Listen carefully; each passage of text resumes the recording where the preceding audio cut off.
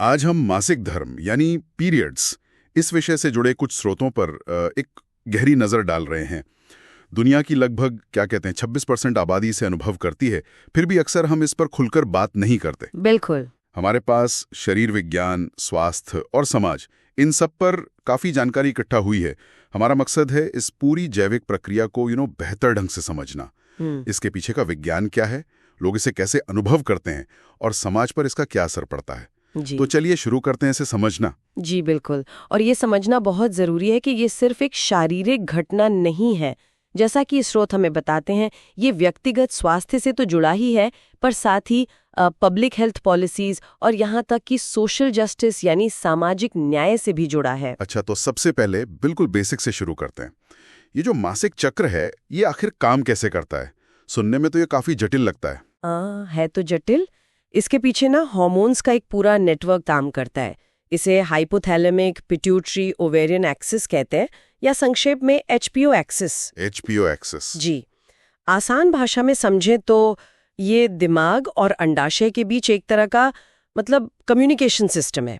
दिमाग से जीएनआरएच जैसे सिग्नल निकलते हैं जो पिट्यूटरी ग्रंथि को बताते हैं कि एफएसएच और एलएच हार्मोन बनाओ। अच्छा, एफएसएच और एलएच। हाँ, और फिर ये एफएसएच और एलएच अंडाशय को एस्ट्रोजन और प्रोजेस्टेरॉन बनाने के लिए स्टिम्युलेट करते हैं। ओके। और यही एस्ट्रोजन और प्रोजेस्टेरॉन है जो गर्भाशय की अंदरूनी परत एंडोमेट्रियम उसे तैयार करते हैं। इस परत का एक खास हिस्सा होता है स्ट्रैटम फंक्शनलिस। ये हर महीने मोटा होता जाता है, संभावित प्रेगनेंसी के लिए तैयारी। और अगर प्रेगनेंसी नहीं होती है तो फिर यही परत स्ट्रैटम फंक्शनलिस टूटकर मासिक धर्म के रूप में शरीर से बाहर निकल जाती है।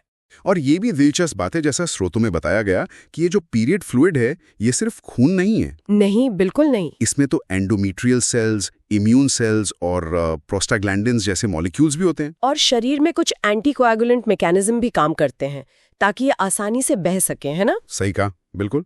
और इससे भी ज्यादा कमाल की बात है एंडोमेट्रियम का खुद को ठीक करना। स्रोत बताते हैं कि ये वयस्क मानव शरीर में अकेला ऐसा टिश्यू है जो हर महीने टूटता है और फिर बिना कोई निशान छोड़े पूरी तरह से दोबारा बन जाता है। बिना निशान छोड़े? ये तो कमाल है। जी, ये हीलिंग प्रोसेस बहुत तेजी से शुरू हो जाता है, लगभग 48 घंटे के अंदर ही।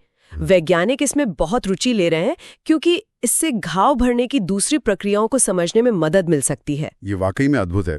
अच्छा, अब अगर अनुभव की बात करें तो जो दर्द होता है एंठन, जिसे डिस्मेनोरिया कहते हैं, वो तो बहुत आम है। हाँ, काफी आम है। स्रोत इसके पीछे का क्या कारण बताते हैं?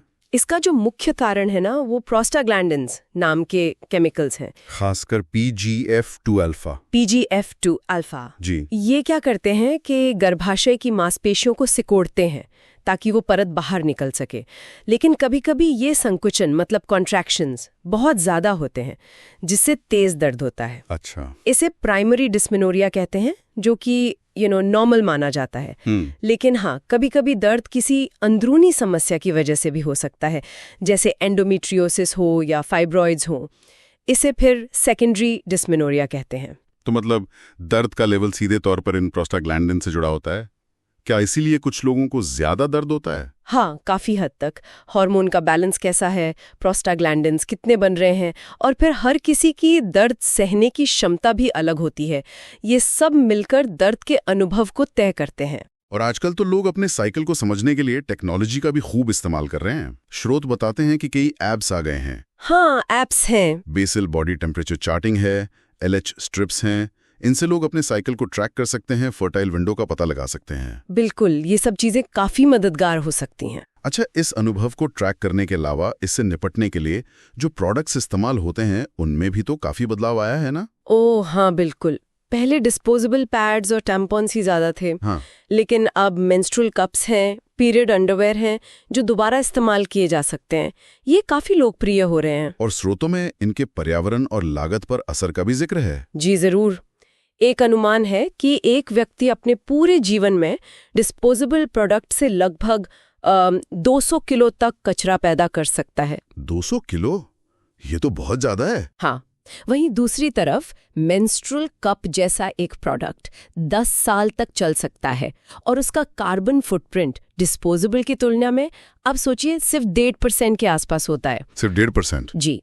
तो सुरक्षित और किफ़ायती प्रोडक्ट्स तक सबकी पहुंच हो, ये अब सिर्फ सुविधा की बात नहीं रही, इसे अब एक मानवाधिकार माना जाता है, स्वास्थ्य और गरिमा से जुड़ा हुआ।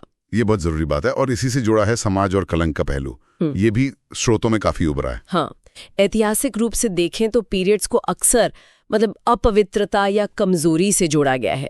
मध्ययुगीन यूरोप में तो मेनोटॉक्सिन जैसी अजीब धारणाएं थीं कि इससे फसलें खराब हो सकती हैं। सच में मेनोटॉक्सिन? जी। और आज भी कई समाजों में इसे लेकर चुप्पी है, शर्मिंदगी है। पीरियड पॉवर्टी एक बहुत बड़ी सच्चाई है। पीरियड पॉवर्टी यानी सैनिटरी प्रोडक्ट, साफ पानी, सुरक्षित टॉयलेट्स, इन सब तक पहुंच ना हो। स्रोत बताते हैं कि दुनिया भर में लगभग 50 करोड़ लोग इससे प्रभावित हैं और इसका सीधा असर लड़कियों की पढ़ाई और महिलाओं के काम पर पड़ता है। ये तो बहुत गंभीर बात है, लेकिन अच्छी बात यह है कि कुछ सकारात्मक बदलाव भी हो रहे हैं। हाँ, हो रहे हैं। स्रोत बताते हैं कि स्कॉटलैंड जैसे देशों ने 2020 में पीरियड प्रोडक्ट्स को सबके लिए मुफ्त कर दिया। बिल्कुल, ये एक बड़ा कदम था। और 35 से ज्यादा देशों ने सैनिटरी प्रोडक्ट्स पर लगने वाला टैक्स, जिसे टेम्पोन टैक्स कहते हैं, वो खत्म कर दिया है। वाह! ये टैक्स अक्सर इन जरूरी चीजों को लग्जरी आइटम बना देता था। सही कहा। तो ये कदम दिखाते हैं कि अब इसे सिर्फ महिलाओं का मुद्दा नहीं माना जा रहा है, बल्कि एक पब्लिक हेल्थ का मुद्दा, सामाजिक आर्थिक बराबरी का मुद्दा माना जा रहा है। तो कुल मिलाकर इन सारे स्रोतों से ये बात तो साफ है कि मासिक धर्म सिर्फ महीने में एक बार होने वाली चीज नहीं है। ये तो जीव विज्ञान, व्यक्तिगत अनुभव, प्रोडक्ट्स में नए इनोवेशन, पर्यावरण और सामाजिक नीतियों का एक कह सकते हैं जटिल संगम है। बिल्कुल, और इन सभी पहलुओं को एक साथ देखना, समझना बहुत जरूरी है, चाहे बात हेल्थ इक्विटी की हो या सस्टेनेबल डेवलपमेंट की। स्रोत हमें यही एक होलिस्टिक, एक समग्र नजरिया अपनाने को कहते हैं। यहाँ एक बहुत ही दिलचस्प विचार सामने आता है सोचने के लिए। स्रोत बताते हैं कि पीरियड फ्लूइड में कुछ खास तरह की कोशिकाएं और बायोमार्कर होते हैं। जी, ये बात सही है। तो क्या भविष्य में ऐसा हो सकता है कि एंडोमेट्रियल कैंसर या एंडोमेट्रियोसिस जैसी बीमारियों का जल्दी पता लगाने के लिए जैसे आज ब्लड टेस्ट होते हैं, वैसे ही बिना किसी चीर-फाड़ के मासिक धर्म के तरल पदार्थ का इस्तेमाल एक रूटीन डायग्नोस्टिक टूल की तरह किया जा सके? ये एक बहुत ही रोमांचक संभावना है। इस दिशा में रिसर्च चल रही है, और अगर ऐसा हो पाता है तो ये भविष्य में हेल्थ केयर में, खासकर महिलाओं के स्वास्थ्य की जांच के तरीकों में एक बड़ी क्रांति ला सकता है।